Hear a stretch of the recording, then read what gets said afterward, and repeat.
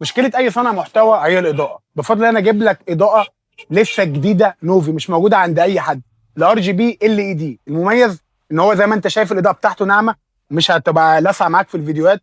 ار جي بي بالكامل، كل الالوان موجوده معاك وباينه على وشي، والسبوتات بتاعت المحل منوره المحل كله، ومع ذلك برضه هو باين معاك. ما بالك انت بقى لما تيجي تهدي الاضاءه وانت بتصور؟ زي ما انت شايف ده شغل بلاطات، انت ممكن تحطه في الجبسن بورد عادي ومحدش هياخد باله من اي حاجه. تيجي تقول لي هقلب في الالوان اطلع على السلم، اقول لك يا باشا نازل مربوط وانت قاعد في البيت عايز تشغل دي تظبط دي بفضل الله. زي ما انت شايف كده الار جي بي ده بتاع الظهر، انما الار جي بي ده بتاع الوش. بكام يا ابن الحلال؟ بقول لك الحركات والالعاب دي كلها ب 500 جنيه اقل سعر في مصر. تعالى كده وريني بينزل معاه ايه. رقم واحد الريموت بتاعك السحري اللي بيشتغل معاك بحجرين وتقدر تتحكم فيها عن بعد لمده 5 متر.